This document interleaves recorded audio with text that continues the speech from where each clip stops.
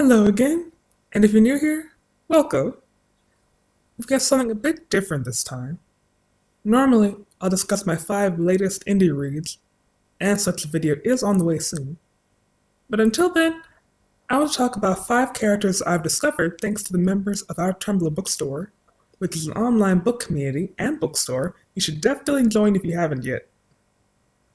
As you hopefully saw in the title, these characters are all either canonically on the ace spectrum or could be interpreted as such. These aren't in any particular order since I just wanted to include my top 5. Okay, with the rules laid out, let's go. Up first is the only character who's in the interpretation category. This is Casey C. Cassandra from M.E. Harker's Just One Command. It's a sci-fi standalone that stars Casey.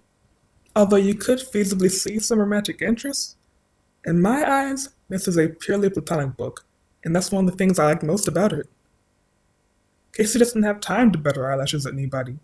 She overheard an assassination attempt and is now on the run. I thought that she was so much fun to read about. Casey is that bright-eyed character who's trying to look for anything positive, keep her little band of what did we get ourselves into folks together, and stay alive. A lot of the comedy in the book also comes from her. Despite that, she feels human.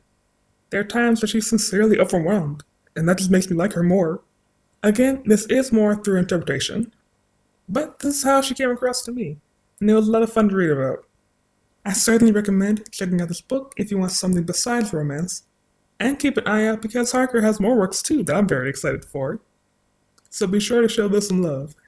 Next up is Kelp from Alice Laurentino's Sisters of Vipers. This is a YA fantasy standalone.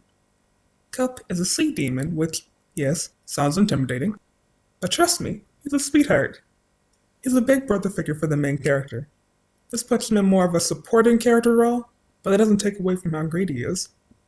Also, he even gets a major role in the prologue, so extra yay for that! Almost as soon as I started reading about him, I found him endearing. Kelp feels like a real big brother you see out there. He's not perfect.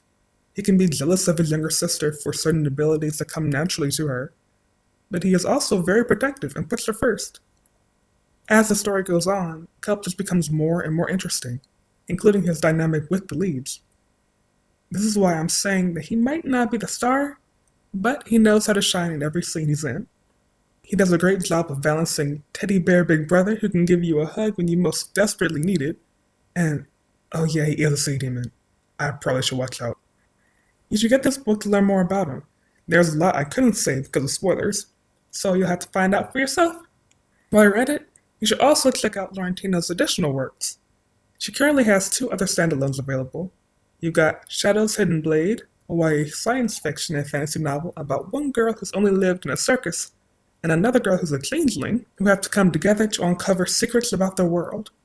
The other story is Splinter Town, a paranormal standalone about an orphan who's taken in by a thief and his family. Number 3 is Marge from D.M. Foyle's Tangled Wires, Secrets That Bind. This is an adult thriller series. Marge is an FBI agent and doctor, a fact which becomes very important in this story because my goodness does the starting to adopt a front.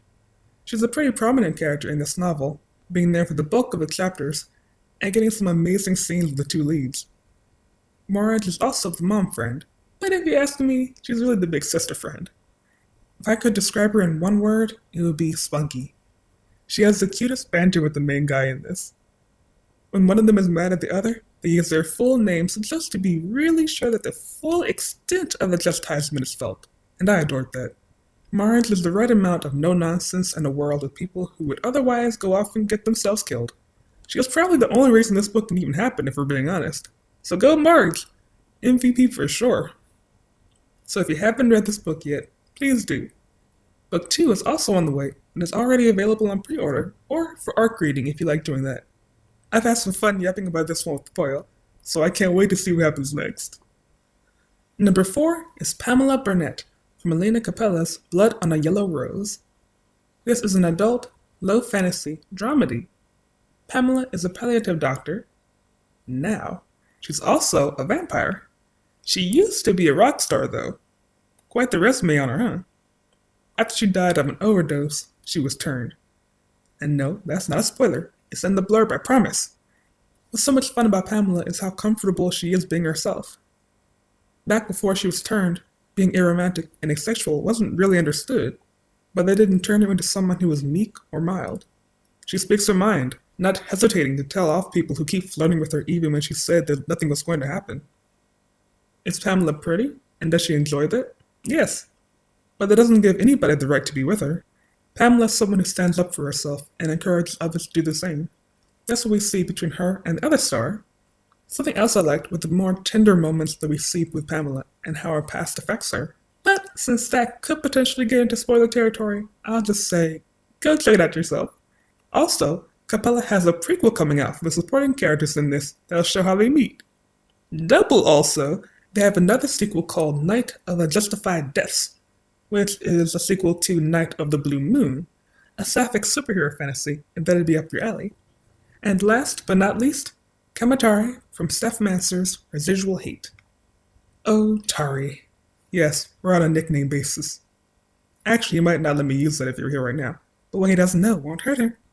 Residual Hate is an adult dark fantasy, and Kamatari is the protagonist. Tari has been living in my head ever since I read the book last year, and not only is he not paying rent, but I think I'm paying him.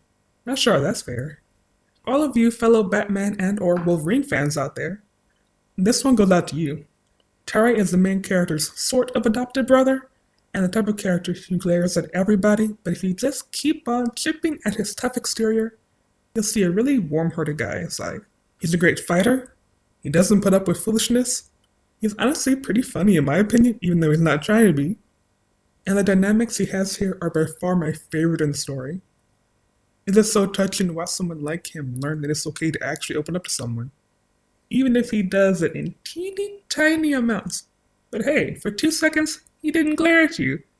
He didn't smile either, but let's not be ungrateful here. So yes, I definitely recommend checking this out and following Manser because she's working on releasing Finding Balance for ARC reading and pre-orders, which is a midquel for Residual Hate, or prequel if you don't count the prologue.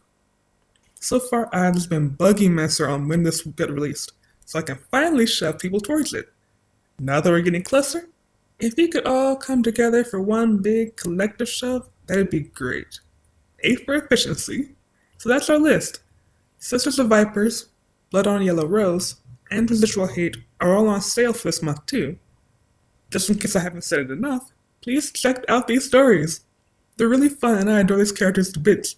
I've gotten to chat with all these authors as well and have had a great time with that, so that makes the stories even more special in my eyes. And I hope you didn't expect me to go through an entire video without a promo. Poppycock.